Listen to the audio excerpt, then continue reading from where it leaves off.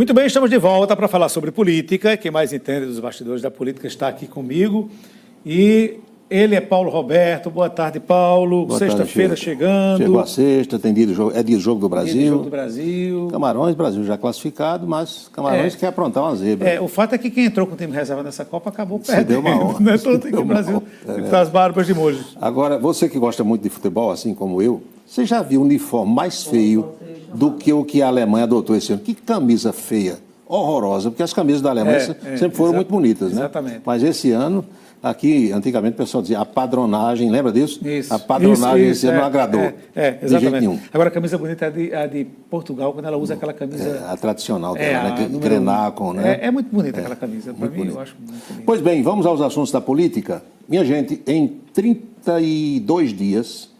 O presidente da República, Jair Bolsonaro, foi 4 vezes ao Palácio do Planalto, depois do resultado do segundo turno da eleição presidencial. Muita gente reclamando, muita gente chiando, porque ainda há manifestantes aí pelas ruas, em algumas estradas, na frente de alguns quartéis. E a verdade é que esses apoiadores estão desapontados que o presidente não estimulou ninguém, esqueceu, saiu na segunda-feira para aquele jantar, chegou, como disse Anchieta Araújo ontem, mudo e saiu calado. Parlamentares viram que o semblante dele é de uma pessoa abatida. Teve um quiprocó naquele jantar. Você perguntou, o garçom vazou alguma coisa? Acabou vazando. Sim. Uma discussão dele, do presidente, com a deputada Carla Zambelli. E discussão com palavras num tom muito alto. Nossa. Porque alguns bolsonaristas, e parece que o próprio presidente Bolsonaro, atribuem, em parte, a derrota àquela história de Carla Zambelli correr com a pistola na Avenida Paulista, faltando um dia para a eleição. Pode ter tido peso, de alguma forma. A gente sabe que hoje em dia isso é bastante complicado. Repercute muito nas redes sociais, né? Bolsonaro e o filho, meu amigo, estão tiririca da vida com Carla Zambelli, que sempre foi uma fortíssima defensora de Bolsonaro, mas extrapolou, talvez tenha exagerado na dose naquela ação lá da Avenida Paulista. Se Bolsonaro abrir espaço, não souber capitalizar os 58 milhões de votos que teve, alguém entra nessa aí, porque na política não há espaço vazio. E dizem que quem poderia entrar nessa aí, sabe quem é? Hamilton Mourão, que se elegeu senador pelo Rio Grande do Sul. Se Bolsonaro cochilar, o cachimbo pode cair e Mourão assumir o capital político dele. E ele tem muito mais habilidade. Muito mais jogo de cintura. A gente percebe, né? O jogo de cintura de Mourão parece com o de Carlos Dunga. Bem parecido, não é? Ele tem jogo de cintura. Agora, se você pensa que Bolsonaro, saindo da presidência no final desse mês, está desamparado, coisa assim, olha só, hoje, sexta-feira, o Diário Oficial da União traz o decreto do presidente da Câmara, Arthur Lira, concedendo a aposentadoria legislativa a Jair Bolsonaro. Ele não tinha requerido isso ainda, requereu agora. Vai receber em torno de R$30 mil como ex-deputado, porque ele contribuiu 27 anos. É justo, isso é legal. E não tem essa história de dizer, ele já tem a aposentadoria de capitão do Exército e não pode ter a do Congresso. Pode sim.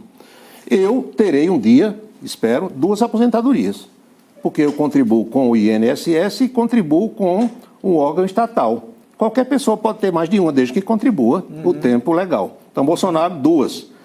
Deixando a presidência, vai ter de ex-presidente, fica com 3. Com 3, E ele recebe, como capitão da reserva do Exército Brasileiro, cerca de R$12 mil brutos. Já vai aí para 42. Ainda tem o do PL. Ainda vai ter aquele quinhãozinho, aquela fatia mensal do Partido Liberal, vai para uns 50 do Botafogo todo mês. Nada mal. Além de 2 carros blindados, segurança da Polícia Federal, motorista, tudo que um ex-presidente, né? Por isso que você está dizendo a você, não perde nada, meu amigo. O político... Mesmo perdendo, ganha. Mesmo perdendo, ganha.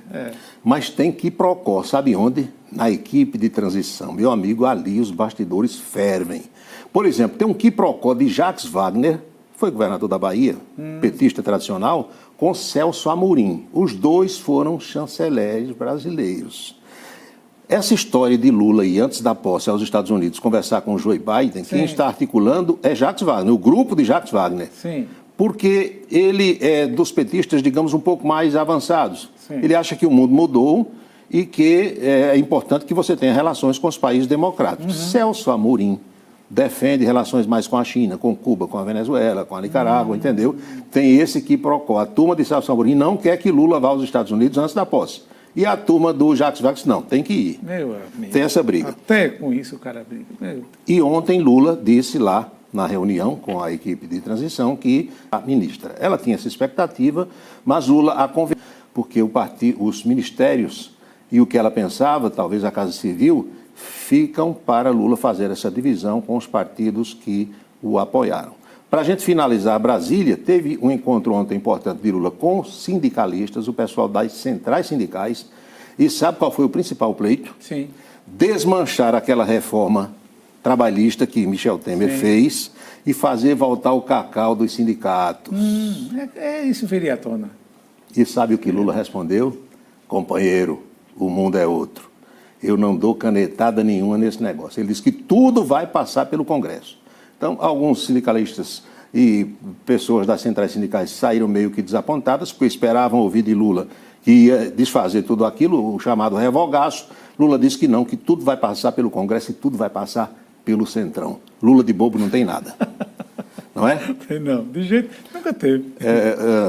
Anchieta, eu entrei hoje aqui muito triste no estúdio. Eu percebi. Porque eu perdi um companheiro do Exército agora de manhã, de uma forma trágica lá em João Pessoa. E eu tenho certeza que você que me assiste em qualquer ponto da Paraíba, se não o conhecia pessoalmente, vai lembrar do nome.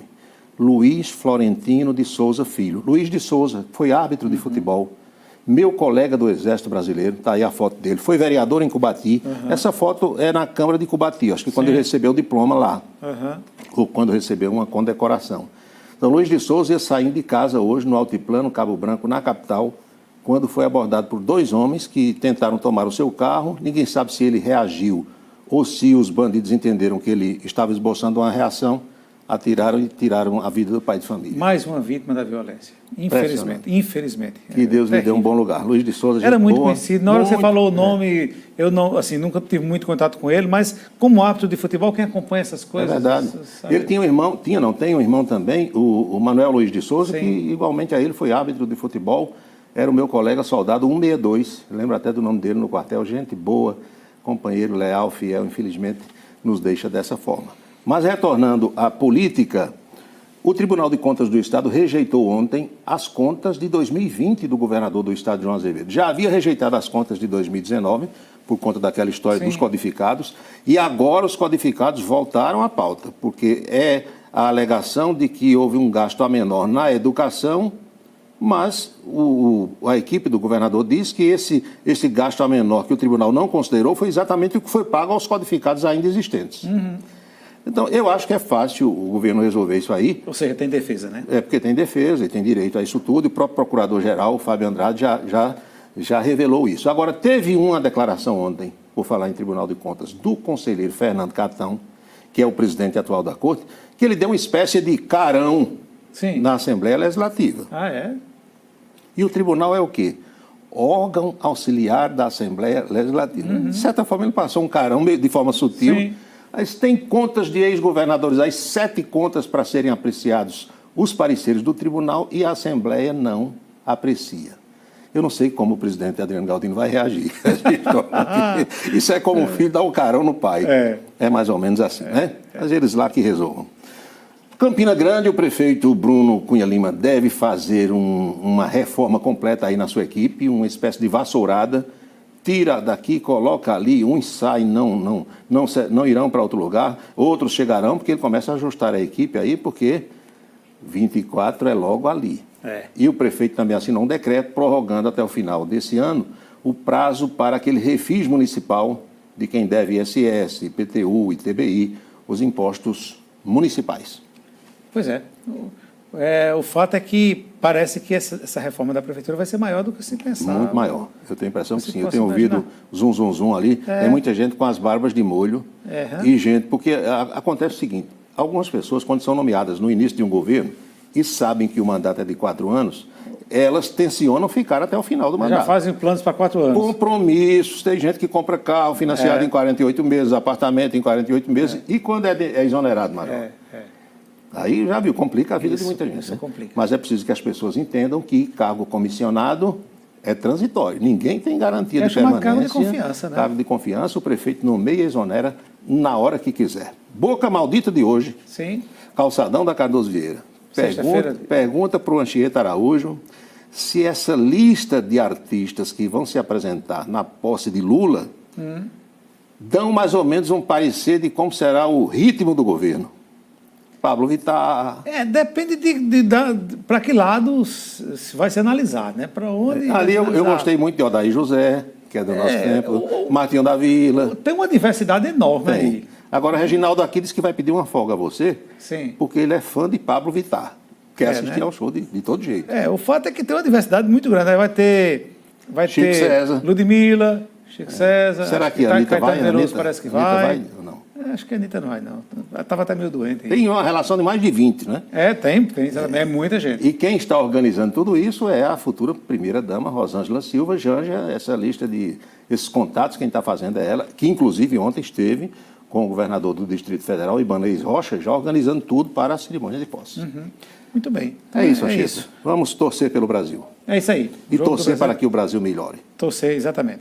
Eu estava vendo hoje, se na Copa da Educação o Brasil já estaria eliminado. Muito. Aliás... Porque a Suíça e a... Não, você me dá mote aqui para lembrar do que um professor me dizia em conversa essa semana. A gente não sabe, eu nem sabia. O Brasil é o 5º país do mundo que mais gasta com educação. Talvez proporcionalmente falando. E quando você vai olhar o nível da educação, o nível do alunado, posição 56 no mundo. Mas o problema do Brasil nunca foi falta de dinheiro, de recursos. É mal empregado. Exatamente, a má aplicação das coisas. E outra coisa que um professor me disse, que ninguém se fira com isso, porque não é da minha lavra, foi de um professor. Ele disse, se você, em vez de fazer testes com os alunos, fizesse teste hoje no Brasil com os professores, 80% seriam reprovados. É a história do reflexo, né? Porque eles já foram mal preparados, aí quem não sabe, não ensina, não sabe ensinar. Se eu não sei pilotar um avião, eu vou saber ensinar alguém a pilotar esse avião? Não vou. É claro que não são todos. Nós temos ótimos, excelentes professores. Eu tive excelentes professores e existem, e esse professor da Ativa disse isso para mim, ele disse, escapam uns 20%. Os demais, infelizmente, estão nessa situação. E gente que está ali porque a sobrevivência, porque também o professor tem que ter, ele tem que gostar. Ele tem que fazer aquilo como não, e a boa vontade existe. Mas entre boa vontade e conhecimento, né, há uma diferença muito grande. Tem, isso aí. Então tá bom, Paulo. Bom fim de semana, até segunda-feira, né? Se Deus quiser. Olha só, por decreto, o prefeito Bruno Cunha Lima, como o Paulo falou, né, prorrogou em mais um mês o prazo de adesão ao Programa Especial de Parcelamento de Créditos da Fazenda Pública do município de Campina Grande, o Refis. De acordo com o decreto, a prorrogação está levando em conta